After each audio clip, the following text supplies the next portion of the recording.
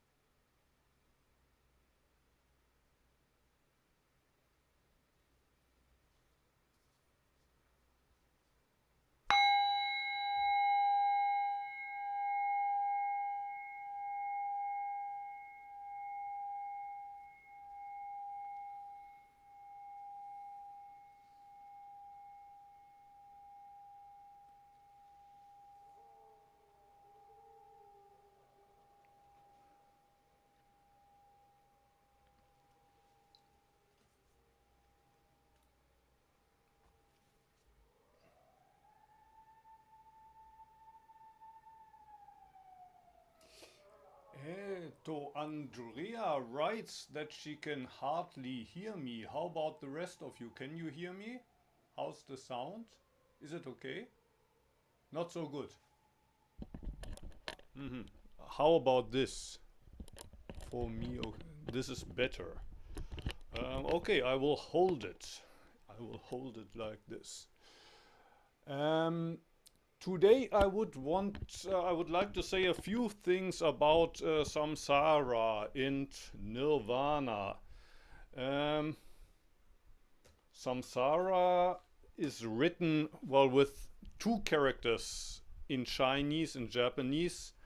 The one above means life and the one below means death.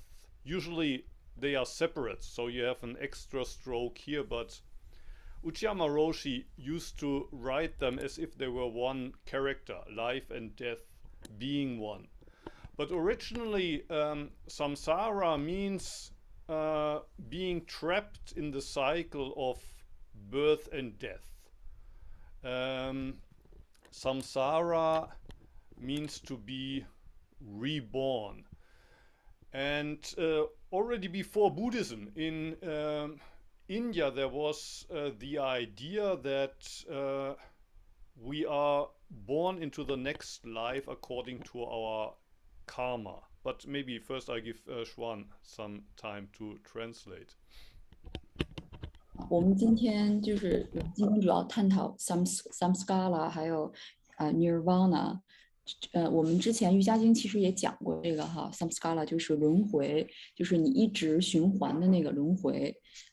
然后另外一个词含义就是涅槃，涅槃的意思。所以我们今天讨论涅槃还有重生轮回这个话题。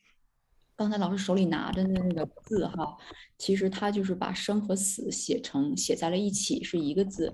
那个字最开始呢是就是也是我们安泰寺之前的一个住持，他叫内山宇正。那个老师最开始就是把生和死写成一个字，其实那个生和死写成一个字就是涅槃和重生。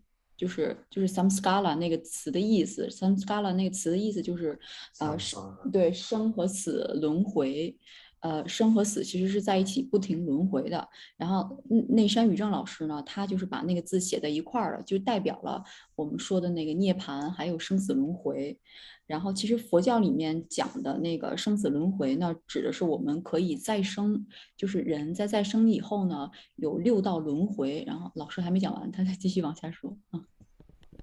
In India, there's a teaching that there's six realms of existence that we can be reborn into. The lowest realm is hell, where life is suffering from morning to night. A little bit like Christian hell, except that Buddhist hell is not forever. Beings in hell can also improve their karma and then, if they are lucky, be reborn in a higher realm. The second realm from the bottom would be in Japanese called gaki, hungry ghosts. Those are beings who never have enough. They are always hungry, but their throat is so narrow that even if they find food, it doesn't pass through their throat. So their hunger can never be stilled. Then the third realm from the bottom, that's the animals, beasts. They are slaves to their desire. They eat, they, how do you say, fornicate, and then they sleep. But they never get free of their instincts.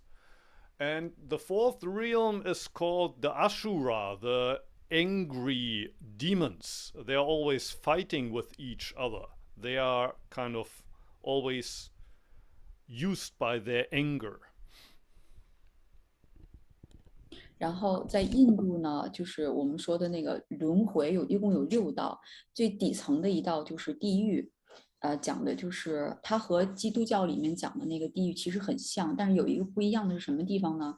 基督教里面那个地狱是你在地狱就永远在地狱了，而佛教里面你在地狱是不是永远在地狱的？是可以不是永久的，就是你可能这一世在地狱，然后呢，你可能下一世再轮回的时候，可能你就不是在地狱了。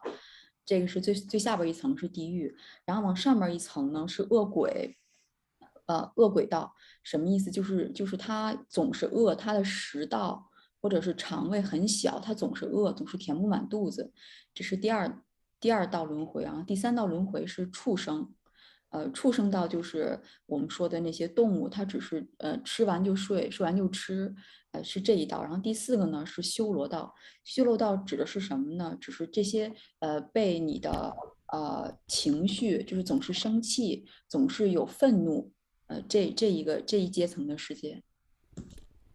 And the fifth realm from the bottom is the human realm, where we live. Although personally, I think that the first four are also part of our existence. Sometimes we feel that life is hell.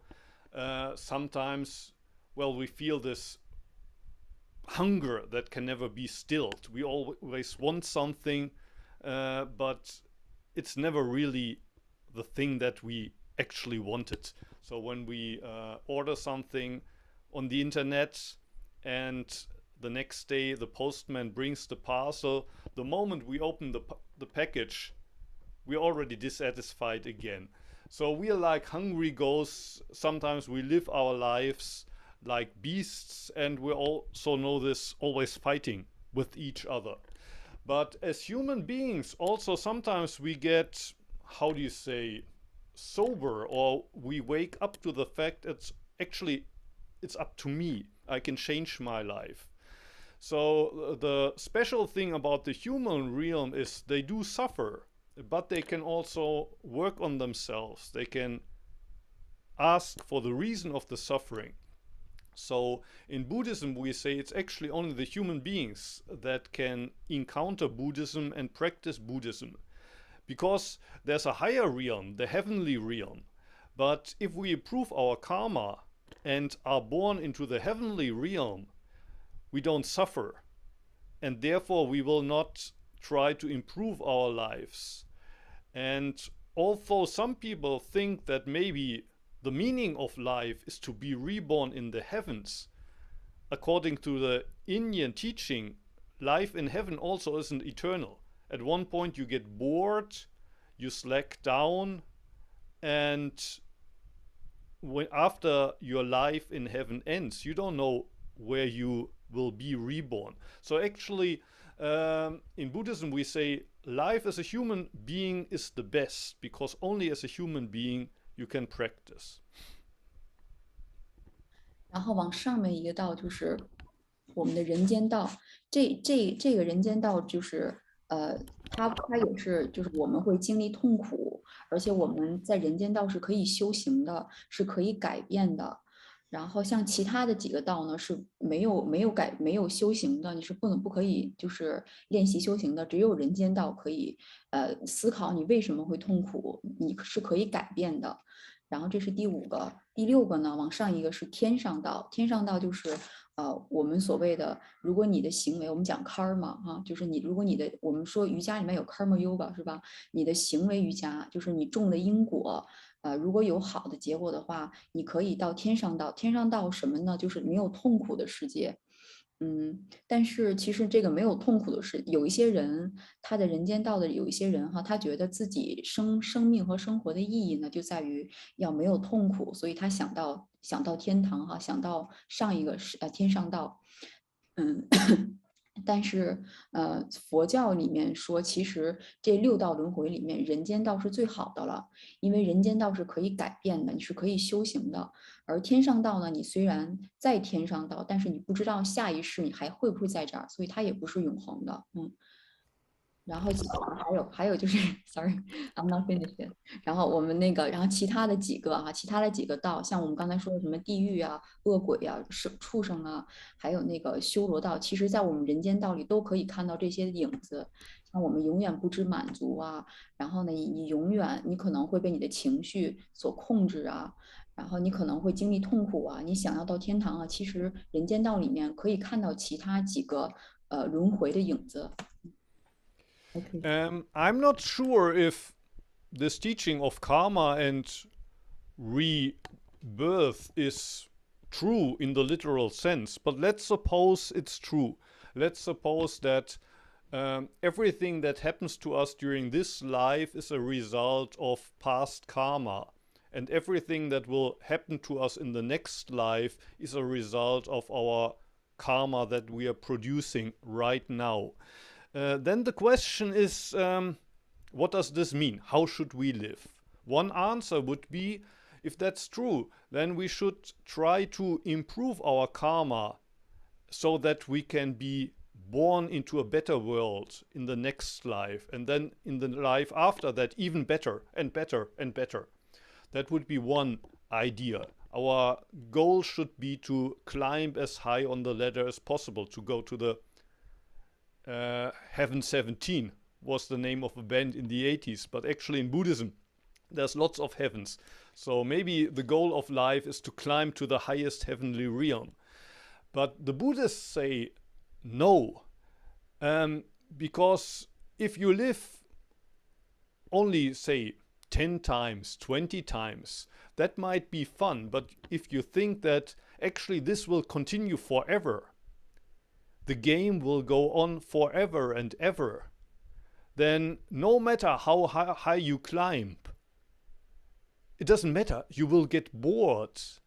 Rather, the goal of life and the goal of practice is not to improve your karma, but to escape the game, to not be born a second time. So you have to, in a way, neutralize the karma. You have to try to neutralize the karma, erase all of the desires, and then when you attain that goal, then you will not be reborn for a second time. 然后那现在就有一个问题哈，老师就是我们不知道这个 karma 就是这个行为，我们会或者说是因果哈，不知道它是真的还是假的。假设如果它是真的的话，那我们这是什么意思呢？那我们应该怎样去生活呢？有一种方法就是你可能想要种下好的果、好的因，然后有好的果。然后呢，可以上天堂，而天堂我们都知道还有9层天，是吧？天上道也是有好几层，1层、2层、3层、4层。你可能这一世想要下一世更好，下一世想要更好，然后越来越好，越来越好。即使你上了天堂，你到了天上道，还是还有很多层很多层，还是往上走。这是一个方法。然后第二个还就是我们佛教里面说，其实呢，我们不应该是这样生活的。我们应该是，比如说你只是循环了10次或者循环了20次，你可能觉得很有意思哈。但是你永远不停的是永远一直是这样循环的，你可能就会觉得很无聊，就会觉得没有意思。我们不应该这样生活，我们不应该只是想要种下好的因，然后让下一世有好的果。我们应该追求的是中间的这个部分，不是很好，也不是很坏，找到中间的这个部分其实是最好的。What did I want to say? So, probably you know that also in Buddhism there's different kinds of Buddhism. The early form of Buddhism had as a goal to, well, escape samsara. And once you're not reborn anymore, when you completely extinguished, that would be nirvana. But then there's a second type of Buddhism, which is called Mahayana Buddhism. And Mahayana Buddhism says, well, if you look for nirvana outside of samsara, you're still playing a game. Before, maybe you try to improve your karma. Now you try to erase your karma, but you're still looking for nirvana on the other side of the shore.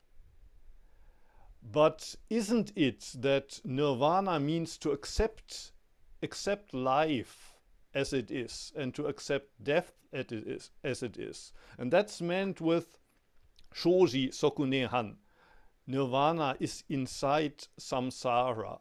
It's just that you have to accept samsara to find nirvana on this side of the shore, so to speak. So you don't find nirvana in the next life, and you also don't find nirvana when you're not reborn anymore.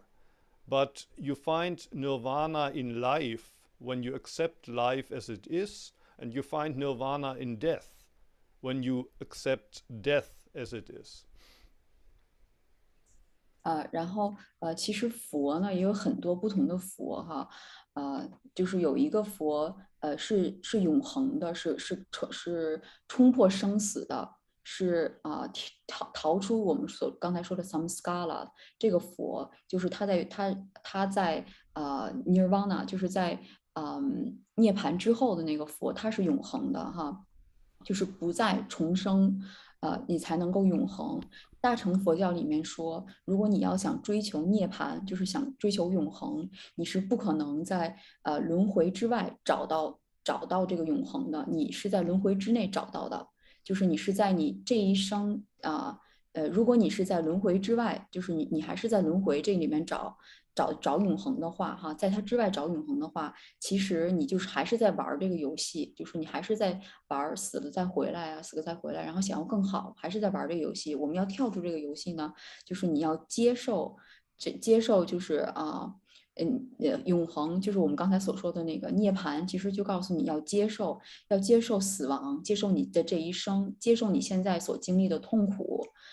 因为永恒就是我们刚才说的这个涅槃是在轮回当中的 ，Nirvana 是在 Samsara 当中的，它不是指的是下一世你会有涅槃，而是这一世你要在你现在这个生活当中接受、看破生死、看破死亡，在这个轮回当中找到涅槃。Maybe you know that Antaiji has a homepage, and there are also some Buddhist texts in 3 languages. We have this in English, in German, and in Japanese. Maybe next time, because today our time is almost up, but maybe next time I can speak about a short text by Dogen Zenji. In Japanese it's called Shoji, Life and Death, where he explains about this unity of samsara and nirvana. So normally next time would be Sawaki quotes, but maybe next time I come back and explain a little bit about what Dogen says about samsara being nirvana. And then he continues to say that this life of suffering is actually the life of Buddha. We're living the life of Buddha inside nirvana, inside samsara. But if you like, after the translation, please feel welcome to ask questions. But first, Xuan-san, please. 然后刚才老师说，就是在安泰寺那个 homepage 那个网站上边哈，大家有时间其实可以看看。我一会儿把那个网站咱们群里边啊，里面有3个语言，英语的、德语还有日语。可以看那个英语的文章，就是有关于道元禅师对生死的一个文章，他是怎么看待生死的，还有是怎么理解就是这个轮回就是涅槃，涅槃是在轮回当中，他是怎么理解？就是这句话的。我们下一次课呢，可能老师花一些时间，就是讲道元禅师对这一条的一个分析哈。然后今天大家有问题，有什么想要分享的可以提。So if you have questions or anything that you would like to share, please feel free to do so. Joseph is raising his hand. Joseph, please. Hi. My question is, you talked about like the idea of nirvana is inside samsara as being something distinct from early Buddhism or the goal of early Buddhism.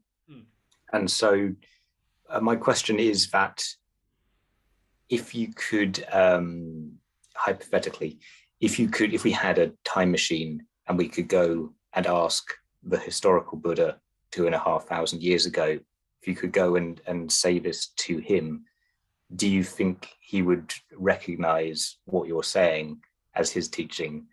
And do you think it matters or not? that's an interesting question, because everybody likes to turn the Buddha into what they imagine, what the Buddha should have been like. So when I said, well, originally in Buddhism it was like that, I'm talking about, well, what I see in Theravada Buddhism. And Theravada Buddhism usually claims that they preserve the teaching of the historical Buddha as it is. And I don't know if that's true, but if I give them that point, and if I suppose that, well, Theravada Buddhism is basically aiming at becoming an arhat, and an arhat is somebody who has reduced his desires to such a point that he's never reborn again. If that's the teaching of the historic Buddha, then it would be distinctly different from Mahayana Buddhism.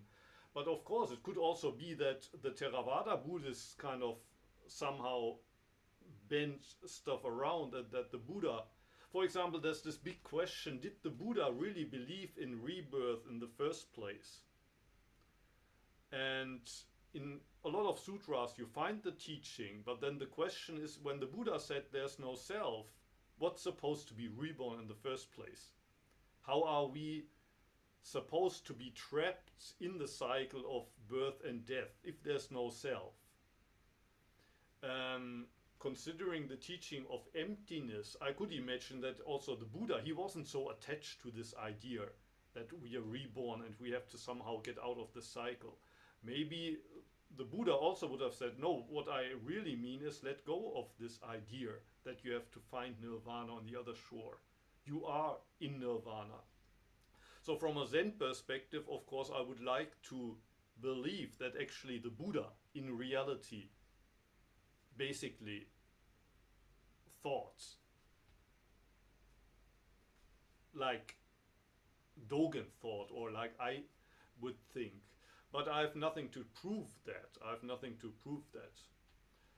But I'm not really attached to the idea that the Buddha was like this and we are different today. Maybe the Buddha already had the same idea that we have today in Zen.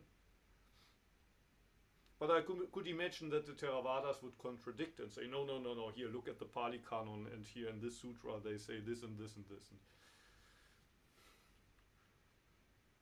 So either way, I'm not really so, I don't really think it's so important what the Buddha really taught, because how could we decide? It will only lead to quarrel if we try to decide that.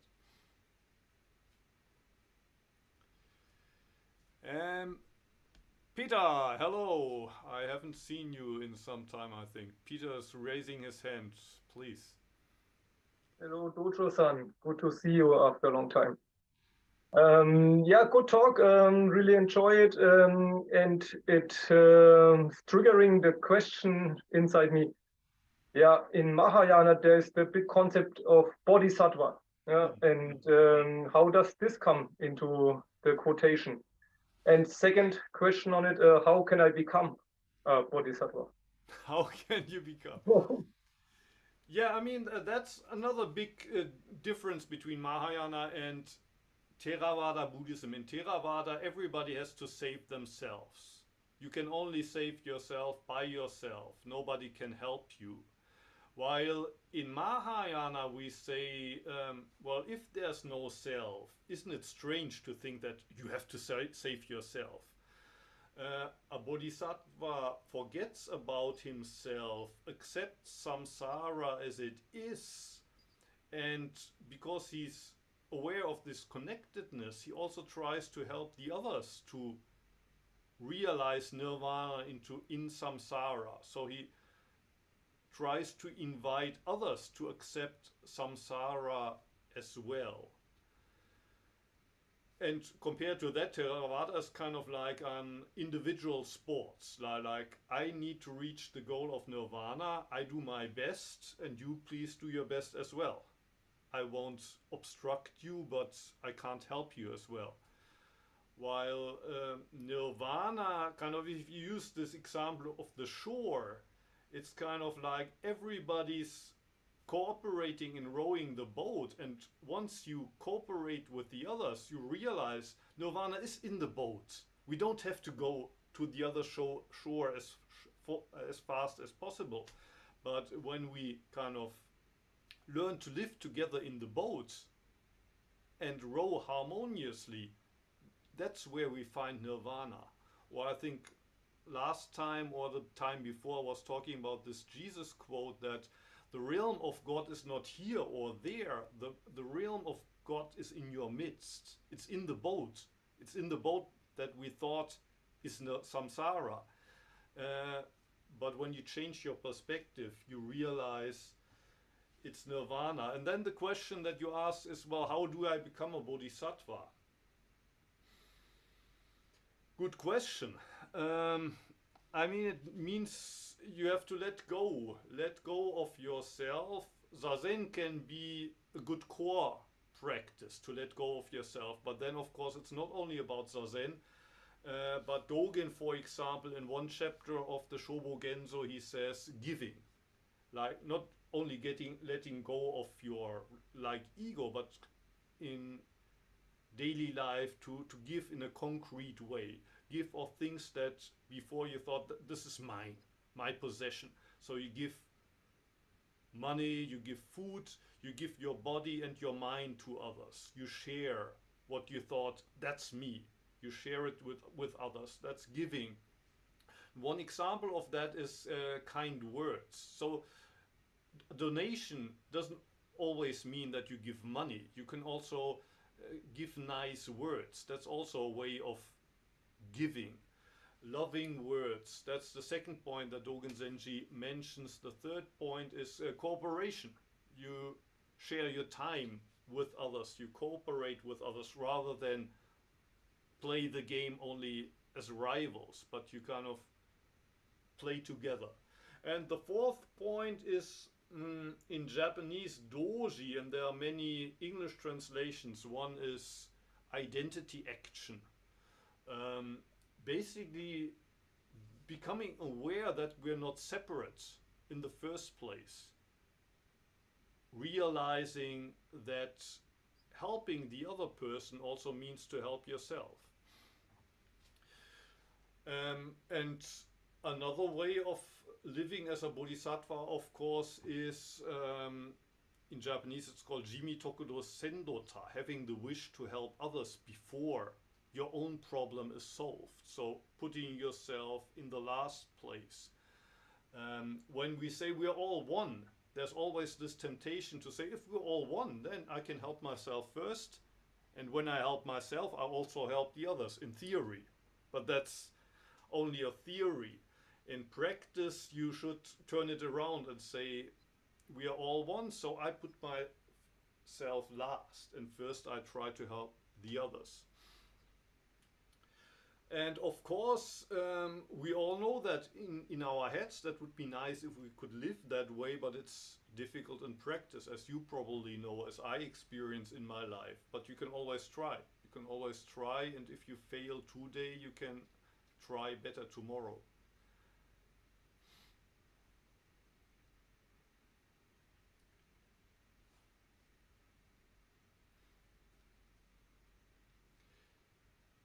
Any other questions? Anything else you would like to share?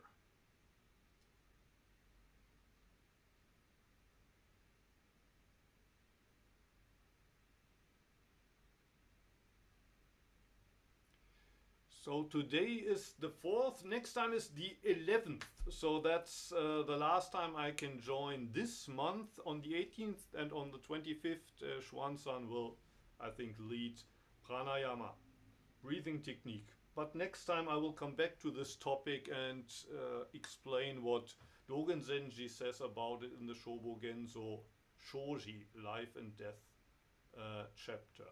A very short but very important chapter.